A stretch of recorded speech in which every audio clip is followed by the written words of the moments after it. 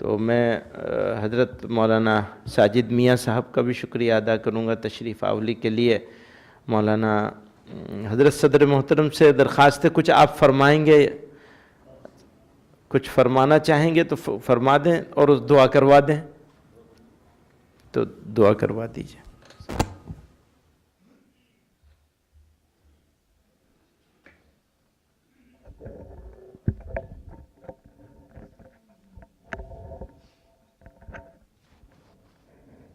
نماز تو وہی 1:40 پر، 1:40 پر ہے نماز۔ جی کچھ بول 5-7 منٹ کچھ آپ بیان بھی فرما سکتے ہیں اگر کچھ ذہن میں۔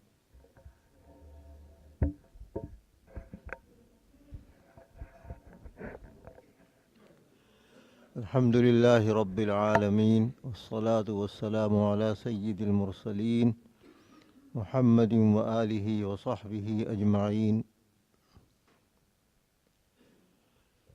حضرات علماء کرام، دانشوران ملت، اللہ کے فضل و کرم سے ہمیں اور آپ کو یہ توفیق ملی ہے کہ ہم جمعیت علماء ہند کے مؤسسین اور اس کے اکابرین رحمہ اللہ تعالیٰ کے حالات، اور خاص طور پر وہ حالات جو ملک کی آزادی کے بعد یہاں پیش آئے، اور ان حضرات نے ان حالات کو کس طریقے پر انگیز کیا، کیا رہنمائی کی، کیا عمل کیا۔ اس وقت کے جو حالات تھے اس کے اعتبار سے ان حضرات نے جو طریقہ اپنایا اور امت کو، پوری قوم کو اس کی طرف آنے کی دعوت دی، یہ سب ہم نے پڑھا ہے، سنا ہے اور سنتے رہیں گے۔ اس کو 70 سال ہو چکے ہیں۔ اب موجودہ حالات کے اندر بھی ہمیں اس کو دیکھنا ہوگا، اور یہ دیکھنا ہوگا کہ ہر رہنے والا یہاں، ہر مسلمان جمعیت علماء کے نظریے سے متفق نہیں ہے۔ یہ سوچ کر چلنا ہوگا۔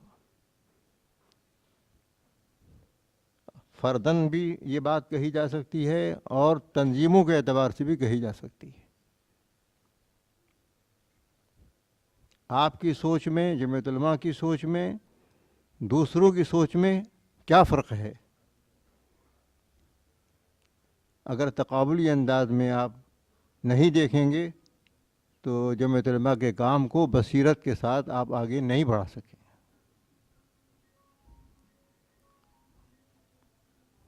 بہت لمبا عرصہ ہے۔ جمعیت علماء ہند نے آزادی کے بعد الیکشنی سیاست سے اپنے کو الگ کیا۔ اس سے پہلے الیکشن لڑے ہیں، آزادی کے بعد الیکشنی سیاست سے الگ کیا، لیکن سیاست سے الگ نہیں کیا۔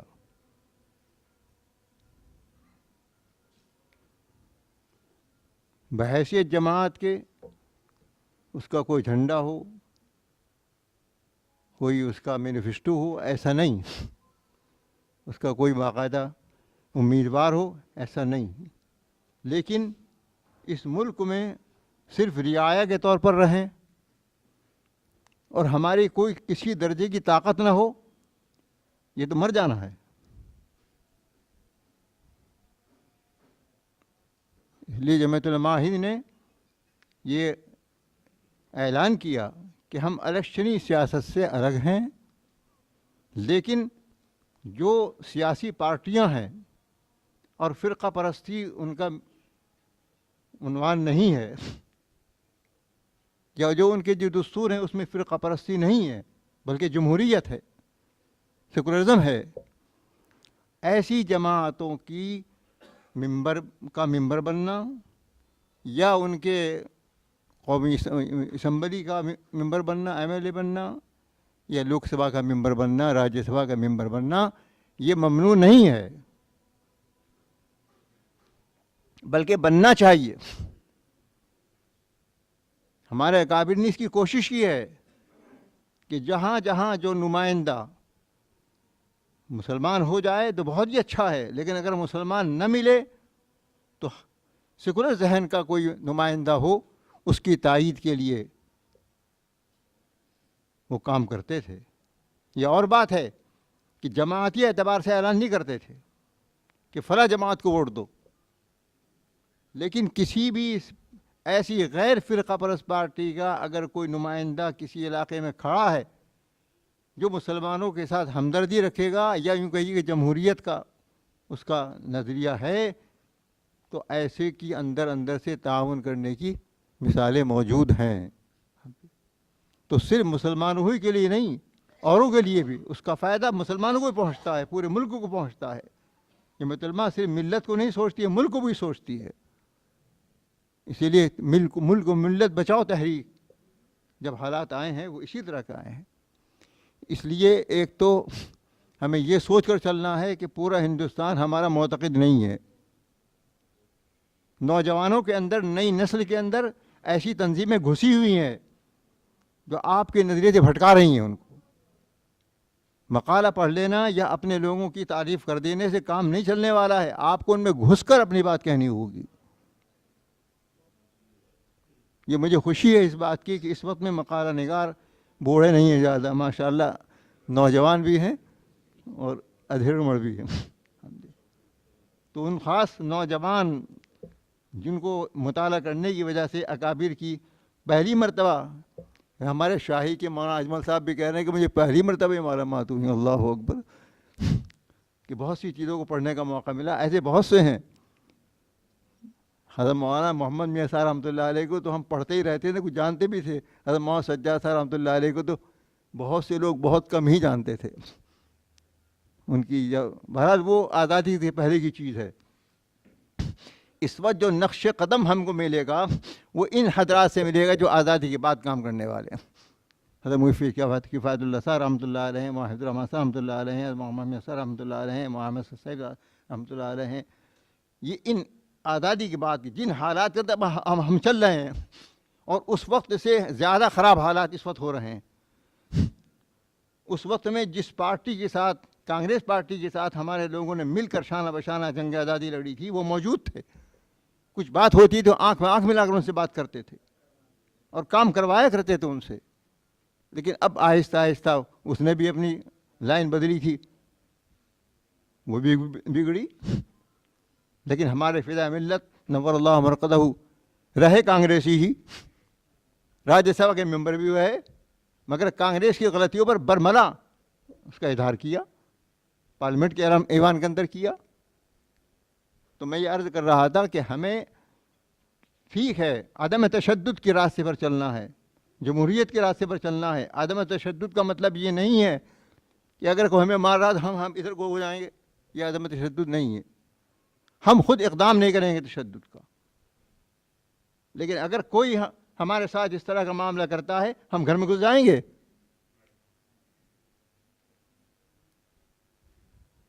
مجھے یاد ہے آزادی کے بعد جب فرقہ وارانہ فسادات ہو رہے تھے اور مسلمان انتہائی خوف کے اندر مبتلا تھے، حضرت شیخ الاسلام رحمۃ اللہ علیہ کا یہ جملہ تقریروں کے اندر پھر وہ عام بھی ہوا کہ خود کسی پر حملہ نہ کرو، لیکن اگر کوئی تمہارے پر حملہ آورو اتنا مقابلہ کرو، چھٹی کا دودھ جلا دو اس کو۔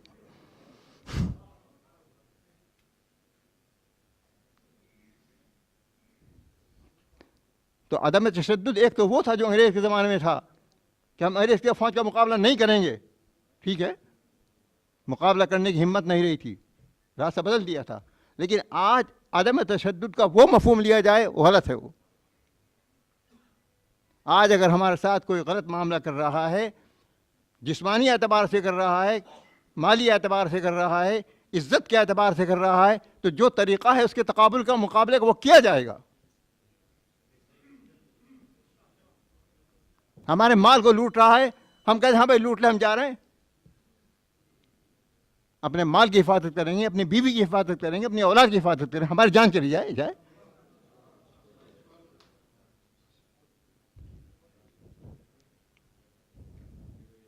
ہم جو بار بار یہ بات کہتے ہیں کہ غیر مسلم برادران وطن کا رواداری برتو، رواداری برتو، رواداری برتو، اس کا مطلب یہ نہیں ہے کہ ہم مزدل ہو کر گھر میں بیٹھ جائیں گے، لیکن ایک طبقہ ہے جو ہماری اس فکر کو غلط طریقے پر پیش کرتا ہے، میں اسی کو دور کرنا چاہتا ہوں۔ حالات اس طرح کے بن رہے ہیں، مسلمانوں کو مشتعل کرنے کی کوشش کی جاتی ہے، انفرادی واقعات سے بھی کی جاتی ہے، اجتماعی شکل کے اندر بھی کی جاتی ہے، ہم ان کو صبر کی تحمل کی تلقین کر رہے ہیں۔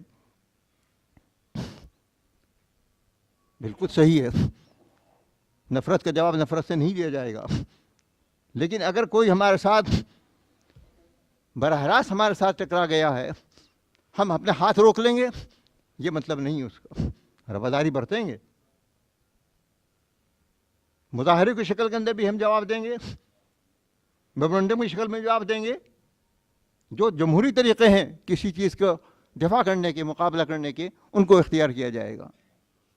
اس لیے جمعیت علماء اگرچہ الیکشنی سیاست نہیں کرتی ہے، لیکن جمعیت علماء کے ممبران سیاست کرنے کے لیے آزاد ہیں۔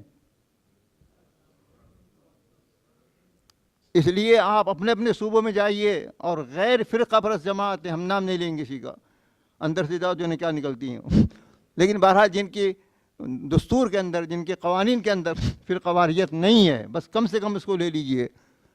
ایسے نمائندے کھڑے کرنے کے لیے آپ کو آگے بڑھنا ہوگا۔ آ رہا ہے الیکشن کا وقت، اور الیکشن ہوتا ہے ووٹ سے، ووٹ بنائیے۔ جو ووٹ دینے کو سمجھتے کیا ضرورت ہے، بڑے بڑے اجتماعات کے اندر یہ کہا جا رہا ہے کہ ووٹ کی کوئی ضرورت نہیں ہے، دعا کرو بیٹھ کر کام ہو جائے گا سب۔ ووٹ تیار کرو، حکمت عملی کیا ہوگی آپ کی؟ نمائندے کھڑے کرو، ان کے ووٹر بناؤ، مسلم ووٹر بھی بناؤ، غیر مسلم ووٹر بھی بناؤ، تب تو جمہوریت ہوگی۔ آپ اپنی بات کا اپنوں میں کہتے ہیں اور بات ختم ہو جاتی ہے۔ اس لیے الیکشن کا ماحول آنے والا ہے، جمعیت علماء تحریک دے چکی ہے، تجویز دے چکی ہے، عمل بھی ہو رہا ہے، لیکن پورا نہیں ہوا جیسا ہونا چاہیے تھا کہ جو ووٹر بننے کے قابل ہیں ان کو ووٹر بناؤ، اور جو بنے ہوئے ہیں اور لسٹوں سے نام غائب ہیں ان کو نام لکھواؤ۔ جگہ جگہ ایسا ہو رہا ہے، تو اس فکر کو آپ کو آگے بڑھانا ہے، اور اسی حال کے اندر ہمیں یہاں رہنا ہے، اسی حال کے اندر ہمیں یہاں زندگی گزارنی ہے، ہمیں کسی اور ملک میں نہیں جانا ہے۔ تو اس لیے جیسے ہمیں اور کام کرنے ہیں، تعلیم کے، تصنیف کے، امارت شرعیہ کے، وغیرہ وغیرہ سارے کام کرنے ہیں، اس وقت میں ہمیں سیاسی قوت جس درجے میں بھی جس طرح حاصل ہو سکتی ہے، اس کی ایک شکل تو وہ ہے کہ بھئی ہم الگ پارٹی بنا کر بیٹھ جائیں مسلمانوں کی، وہ تو یہاں ناقابل عمل ہے۔ لیکن مسلمان اگر کوئی آدمی غیر مسلموں کو شامل کر کے کوئی پارٹی بناتا ہے، اس کو مسلم پارٹی کہا جائے گا یا جمہوری پارٹی کہا جائے گا، سیکولر پارٹی کہا جائے گا؟ مسلمان کے لیے کوئی پارٹی بنانا ناجائز تو نہیں ہے، صرف مسلمان ہی اس کے ممبر ہوں، مسلمان ہی اس کے ممبر، یعنی اسمبلی کے ممبر ہوں یا لوک سبھا کے ممبر ہوں، تب تو آپ اس کو ایک فرقہ واری پارٹی کہیں گے۔ لیکن اگر کوئی مسلمان قائد بن کر کوئی پارٹی بناتا ہے، غیر مسلموں کو شریک کرتا ہے، وہ تو سیکولر پارٹی کہلائے گی۔ جب غیر مسلم کسی پارٹی کا ذمہ دار ہو سکتا ہے، وہ قائد ہو سکتا ہے، وہ سیکولر ہو سکتا ہے، تو مسلمان قائد ہو کر وہ سیکولر کیوں نہیں بنے گا؟ اور یہ فکر تجربات کی روشنی میں جہاں تک سمجھتا ہوں، فدائے ملت حضرت مولانا سید مدنی کانگریسی ہوتے ہوئے جب انہوں نے یہ دیکھا کہ کانگریس میں رہتے ہوئے بھی ہمارے ملت کے ساتھ یہ معاملہ ہو رہا ہے، تو ان کا ذہن بننے لگا تھا اس بات کی جانب کہ الگ پارٹی مسلمانوں کی ہونی چاہیے، اس انداز کی، جہاں تک میں سمجھتا ہوں۔ اور ادت راج وغیرہ دلتوں کے ساتھ حضرت جڑنا شروع ہو گئے تھے، ان کے ساتھ کھان پان کا عمل ہوا کرتا تھا۔ تو اس طرح سے اگر ہم کوئی شکل بنا سکتے ہیں، میں اس وقت فوری طور سے نہیں کہتا ہوں، بہت مشکل ہے وہ کام، حضرت کے لیے بھی اس میں بڑی رکاوٹیں آ گئیں، حضرت نے اس کو پھر چھوڑ دیا۔ تو میرے عرض کرنے کا منشا یہ ہے کہ ہم یہاں رہتے ہوئے جو صورتحال ہم نے اپنا لی ہے یہاں، یہ رسالہ ہے حضرت مولانا محمد میاں صاحب رحمۃ اللہ علیہ کا، کتابچہ چھپا ہوا ہے، لیکن شاید یہاں تھانے میں مجھے فوٹو کاپی کرا کر دیجیے۔ اس میں حضرت نے آزادی کے فوراً بعد جو صورتحال پیدا ہوئی تھی، بہت سے لوگوں نے یہ کہنا شروع کر دیا تھا تو یہاں سے ہجرت فرض ہو گئی، جاؤ یہاں سے۔ حضرت نے اس کو دور کیا ہے۔ اور دوسری بات یہ کہ ہماری اور ہمارے وطن کی حیثیت اور ترک وطن کا شرعی حکم، یہ اس کا عنوان ہے۔ مولانا کی تصنیفات کے اندر بہت سی کا تذکرہ آیا ہے، اس کا بھی شاید کہیں ضمناً آ گیا ہے، لیکن اس پر باقاعدہ مقالہ ہونا چاہیے تھا۔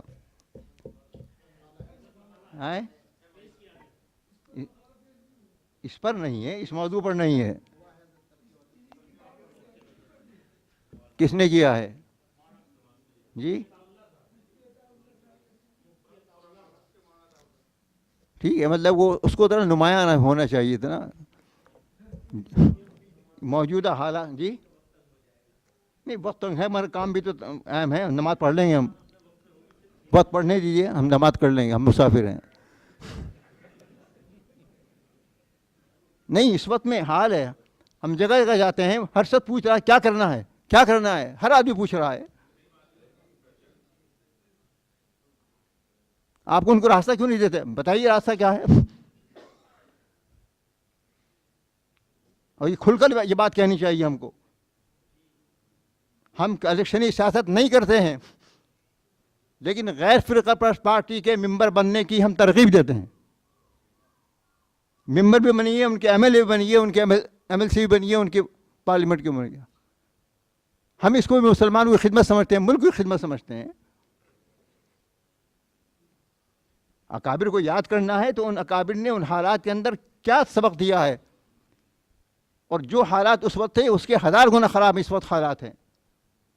ہمارا نوجوان تذبذب کا شکار ہے، نوجوان ہی نہیں، ادھیڑ بھی تذبذب کا شکار ہیں۔ تو کس طریقے پر ہم یہاں ملک میں رہیں گے؟ رہنا ہے نہیں رہنا ہے؟ کس قوت کے ساتھ رہنا ہے، کس ضعف کے ساتھ رہنا ہے، یہ ہمیں فیصلہ کرنا ہوگا۔ بنیادی طور پر ہم دہشت گردی کے خلاف ہیں۔ ہم نے اس ملک کے آئین کو بنوایا ہے۔ حضرت مولانا حفظ الرحمان صاحب رحمۃ اللہ علیہ دستور ساز اس کمیٹی کے ممبر ہیں، جو ڈاکٹر امبیڈکر کی سرکردگی میں بنی ہے، اس کی کمیٹی کے ممبر ہیں۔ اس دستور کو ماننا ہمارا سب کا فرض ہے، اور حضرت مولانا محمد صاحب رحمۃ اللہ علیہ نے اس کو ثابت کیا ہے کہ وَأَوْفُوا بِالْعَهْدِ إِنَّ الْعَهْدَ كَانَ مَسْئُولًا۔ ہم اس بنیاد پر اس کو مانتے ہیں کہ ہم نے قرآن کریم میں پڑھا ہے کہ عہد کرو تو پورا کرو۔ ہمارا یہ عہد ہے، جب تک وہ دستور باقی ہے، ہمارا یہ عہد ہے کہ ہم ایک دوسرے کے ساتھ ہمدردی کا معاملہ کریں گے، اپنے سے کسی کو تکلیف پہنچنے نہیں دیں گے۔ اور ہر باشندے کا یہ فرض ہے کہ اس آئین کے اس یعنی فرض کو پورا کرے۔ ہم سمجھائیں گے اس کو۔ جو بھی اسمبلی کا ممبر بنتا ہے، جو بھی لوک سبھا کا ممبر بنتا ہے، وہ حلف نامہ، حلف برداری ہوتی ہے۔ وہ کیا مطلب ہے اس کا؟ تو جو اس حلف کے خلاف کر رہے ہیں، ہمیں ان کے خلاف آواز اٹھانی ہے۔ اس آواز اٹھانے کا جو طریقہ ہوتا ہے، جو بری طریقہ ہوتا ہے، ہم اس کو اقرار کرتے رہیں، اور یہ کرنا ہم دین سمجھ کر کرتے ہیں، خالی دنیا داری نہیں۔ حضرت فضائے ملت رحمۃ اللہ علیہ کا خاص فکر یہ بھی تھا کہ جمعیت علماء کا جو بھی کام ہو رہا ہے اس کو دین سمجھ کر کیا جائے۔ ٹھیک ہے، دین میں ہمارا دنیا کا فائدہ ہوتا ہے، دین کے کام کرنے سے دنیا کا فائدہ نہ ہو ایسا ضروری نہیں ہے۔ آپ میراث کی تقسیم کریں قاعدے سے تو دنیا کا بھی فائدہ ہوگا۔ نماز روزہ دین نہیں ہے، میراث کی تقسیم بھی دین ہے۔ دین پر عمل کرو، صحیح میراث تقسیم کرو، پورے گھر کو فائدہ ہوگا۔ ایک لے کے بیٹھ گیا، ایسے اور معاملات ہیں، تو دین سمجھ کر کیا جائے۔ حضرت مولانا ابو الوفا شاہ جعفری رحمۃ اللہ علیہ، جن کا ذکر خیر ان مجلسوں میں نہیں آ رہا، معلوم نہیں کیوں نہیں آ رہا، آئے گا شاید یو پی والے میں آئے گا۔ مولانا اسامہ صاحب ہیں، آپ نے لسٹ بنا رکھی ہوگی نا جی، یو پی کے جمعیت علماء کے جو بنیادی اور اہم اراکین رہے ہیں اور جو کام کرنے والے، ان میں حضرت مولانا ابوالفضل شاہ جعفری رحمۃ اللہ علیہ کا اسم گرامی بھی ہے۔ وہ سیرت کے مقرر تھے، اصل میں بہترین مقرر تھے، ہاتھ پھینک مقرر نہیں تھے، وہ تھے بالکل شبنم والے۔ بہت سے ان کے دیکھنے والے موجود ہوں گے، بالکل جیسے بارش شبنم برس رہی ہو، ایسے آہستہ آہستہ بولتے تھے، پھوکے پھوکے، لیکن بڑا مؤثر ان کا بیان ہوا کرتا تھا، گھنٹوں ہوا کرتا تھا، میں نے کئی جگہ سنا۔ تو ایک مرتبہ ہم لوگ پڑھتے تھے دارالعلوم دیوبند میں، 1965 سے پہلے کی بات ہے، مظفر نگر میں وہ جو کالج ہے اسلامیہ کالج، اس میں جو علماء کا اجلاس ہو رہا تھا، غالباً ضلعی اجلاس تھا، تو کانفرنس جو بڑا اجلاس ہوا، عام اجلاس، اس میں حضرت مولانا کا بیان ہوا، ہم بھی گئے سننے کے لیے۔ تو حضرت مولانا کی پوری تقریر اسی عنوان پر تھی کہ جماعت علماء کی جتنی خدمات ہو رہی ہیں حدیث سے ثابت، ایک ایک کے لیے حدیث پیش کرتے چلے جا رہے تھے۔ تو میں اپنے ان نوجوان مقالہ نگار حضرات سے بھی اور ان کے ذریعے دوسرے حضرات تک بھی یہ پیغام پہنچانا چاہتا ہوں کہ آپ انہی خطوط پر جمعیت علماء کے کام کو روشناس کرائیے، اور اس کو تحریری شکل میں لا کر عام کرنے کے لیے حضرت فداء ملت رحمۃ اللہ علیہ نے جو کام کروایا تھا، وہ ہمارے ناظم جمعیت علماء صوبہ دہلی حضرت مولانا اخلاق حسین قاسمی، جو حضرت کے زمانے میں ناظم تھے، ان سے وہ کتاب لکھوائی ہے جس کا نام ہے، ہمارے ارکان کو بھی یاد نہیں ہے، منتظمہ کے ہر اجلاس میں تقسیم کی جاتی ہے، وہ لے جا کر رکھ دیتے ہیں فائلوں میں اور لائبریریوں میں، سج جاتی ہے کتاب، وہ روزانہ پڑھنے کی کتاب ہے۔ 100 صفحے جو مولانا سلمان بجنوری صاحب فرما رہے تھے، اسی کے پڑھ لیا کریں 10 صفحے روزانہ، انشاءاللہ کافی ہو جائے۔ 100 صفحے الگ سے خارجی کتاب کا مطالعہ کرنا مولانا کا وقت ملتا ہو، مجھے تو ملتا نہیں۔